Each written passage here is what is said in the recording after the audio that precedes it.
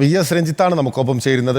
രഞ്ജിത്ത്, കേന്ദ്ര സംഘം അവിടെ എത്തിയിരുന്നു. ഇപ്പോൾ ഈ പുതിയ സംഭവ വികാസങ്ങളുടെ ഉൾപ്പെടെ പശ്ചാത്തലത്തിൽ കേന്ദ്ര സംഘത്തിന്റെ നീക്കം എങ്ങനെയാണ് രഞ്ജിത്ത്?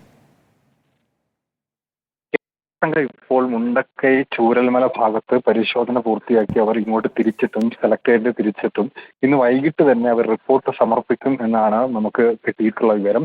നാളെ പ്രധാനമന്ത്രിയുടെ പ്രഖ്യാപനങ്ങളും പ്രധാനമന്ത്രിയുടെ തീരുമാനങ്ങളും ഈ സമിതിയുടെ റിപ്പോർട്ടുണ്ട്. ഇത് ദുരന്ത നിവാരണ സമിതി, ആഭ്യന്തര സെക്രട്ടറിയുടെ നേതൃത്വത്തിലുള്ള ദുരന്ത നിവാരണ സമിതിയാണ്. അവരുടെ നേതൃത്വത്തിലായിരിക്കും ഈ റിപ്പോർട്ട് സമർപ്പിക്കുക. ആ റിപ്പോർട്ട് കിട്ടിയ ശേഷമായിരിക്കും കേരളത്തെ ഏത് കാറ്റഗറിയിൽ പെടുത്തി, ഇപ്പോൾ വയനാട്ടിൽ നടന്നിട്ടുള്ള ദുരന്തം L3 കാറ്റഗറി അല്ലെങ്കിൽ L4 കാറ്റഗറിയിൽ പെടുത്താൻ പറ്റുന്ന ദുരന്തമാണോ, അതിന് ഏത് തരത്തിലുള്ള സാമ്പത്തിക സഹായം നൽകണം എന്നുള്ള കാര്യങ്ങൾ തീരുമാനിക്കുക.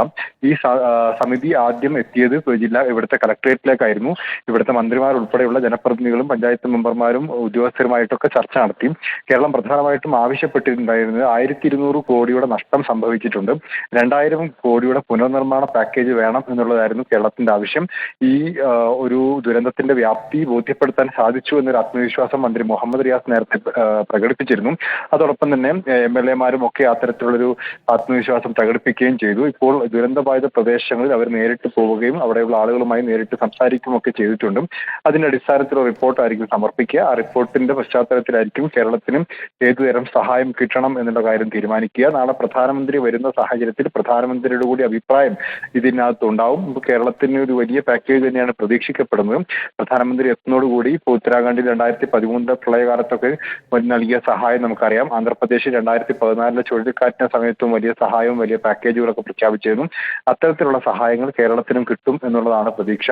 ദേശീയ ദുരന്തമായി പ്രഖ്യാപിക്കണം എന്നുള്ളൊരു ആവശ്യമുണ്ടായിരുന്നു. പക്ഷേ ദേശീയ ദുരന്തം എന്നൊരു സ്റ്റാറ്റസ് കേന്ദ്ര സർക്കാർ ഒരു ദുരന്തത്തിനും കൊടുക്കാറില്ല. പകരം ഇത്തരത്തിൽ ഈ L0 മുതൽ L4 വരെയുള്ള കാറ്റഗറിയിൽ ഏത് കാറ്റഗറിയിൽ പെടുത്താം, അതിന് ഏതൊക്കെ ഫണ്ട് വിഹിതങ്ങൾ നൽകാം എന്നുള്ളതാണ് തീരുമാനിക്കുക. അതിൽ CRF-ന്റെ ഫണ്ടുണ്ട്, NCCF-ന്റെ ഫണ്ടുണ്ട്, NDRF-ന്റെ ഫണ്ടുണ്ട്. ഈ 3 ഫണ്ടുകൾക്ക് പുറമെ ഏതെങ്കിലും പാക്കേജുകൾ പ്രഖ്യാപിക്കാൻ സാധിക്കുമോ എന്നുള്ളതും ആലോചിക്കുന്നതാണ്. മാത്രമല്ല കേന്ദ്ര സംഘം പറഞ്ഞിട്ടുള്ള പ്രധാനപ്പെട്ട മറ്റൊരു കാര്യം, ഈ ഉരുൾപൊട്ടൽ ഉണ്ടായിട്ടുള്ള ഭാഗങ്ങളിൽ വലിയ വിള്ളലുകൾ ഉണ്ടായിട്ടുണ്ട്. അതിന്റെ പ്രത്യാഘാതം ഭാവിയിൽ സംഭവിക്കാനുള്ള സാധ്യതയുണ്ട്.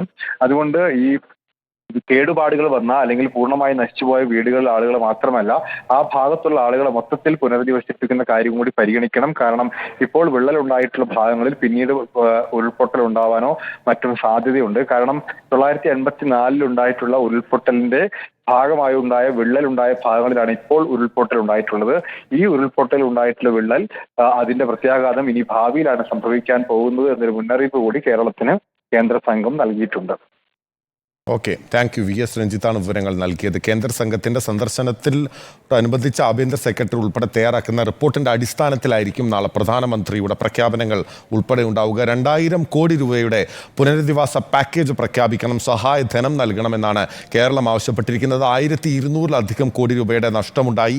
ഈ നാട് ഒന്നാകെ മറ്റൊരു സ്ഥലത്ത് പുനർനിർമ്മിക്കേണ്ടതുണ്ട്. ടൗൺഷിപ്പ്, അത്യാധുനിക സംവിധാനങ്ങളുള്ള ഒരു ടൗൺഷിപ്പ്, ലോകോത്തര നിലവാരത്തിലെ ടൗൺഷിപ്പ് എന്നാണ് സംസ്ഥാന സർക്കാർ പ്രഖ്യാപിച്ചിരിക്കുന്നത്. അതിന് കേന്ദ്ര സഹായം എത്രത്തോളം ഉണ്ടാകും എന്നുള്ളത് നാളെ പ്രധാനമന്ത്രിയുടെ സന്ദർശനത്തിന് ശേഷമുള്ള പ്രഖ്യാപനങ്ങൾ വളരെ പ്രധാനപ്പെട്ടതായി മാറുകയാണ്.